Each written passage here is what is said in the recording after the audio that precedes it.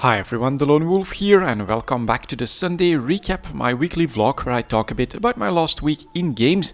And as always, we'll start with EVE Online, and since we still don't really know what the Triglavians are planning with all the systems that they've taken over, we've been consolidating. I've been mining a little bit, compressing that stuff so that we could move these resources quickly if needed. I've also been moving stuff from, I'm not sure if you guys remember, but a while ago I received a pretty massive donation from Ken, one of the viewers, and including in one of the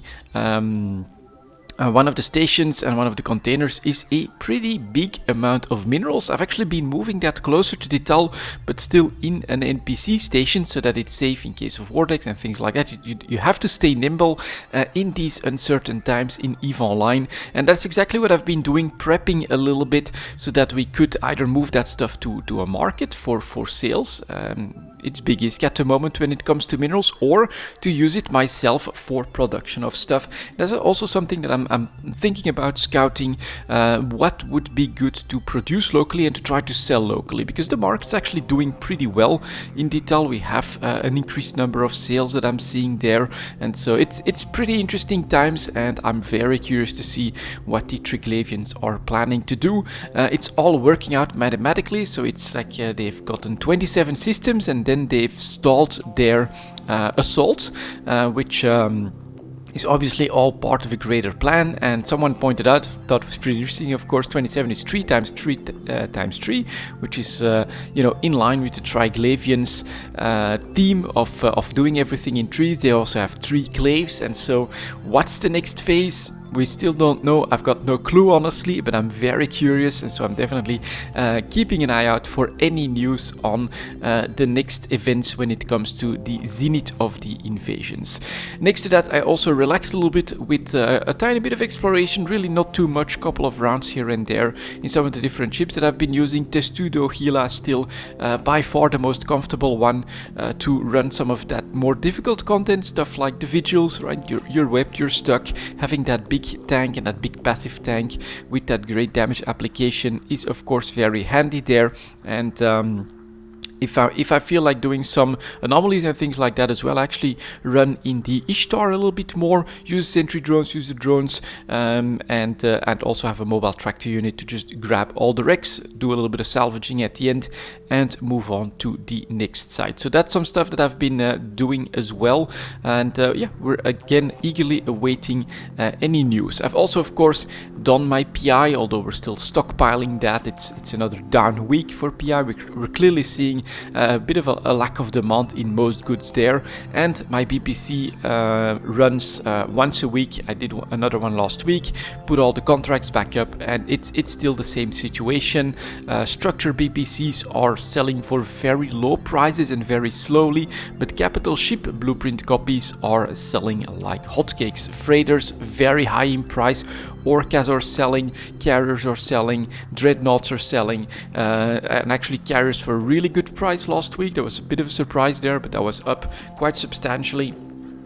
So overall, BPCs are still doing great, but it's no longer focused on structures. It's definitely focused on the BPCs for larger ships. That does seem to be a theme at the moment. And yeah, overall, we just had a pretty relaxed but a good week in EVE Online, and looking forward to the next steps when it comes to the story there.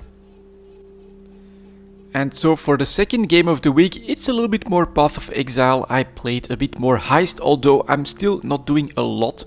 When it comes to the mechanic, I have been testing out more characters, more builds, more crazy ideas, I'm gonna say. Although one of them did work out quite well. It's actually a Golem answer, so instead of going Necro, I actually went with Elementalist, but we focused first on the Golem Ascendancy, and we went with full lightning damage. So that is, I'm sporting with the right mace. I'm now sporting 5 lightning golems, which is pretty cool in my opinion. And then we're adding some specters from the heists, from some of those early heists. There's a couple that really do lightning damage, summon these big lightning balls or massive lightning explosions. And then with cost while channeling. We're trying to get elemental equilibrium to go with the curse.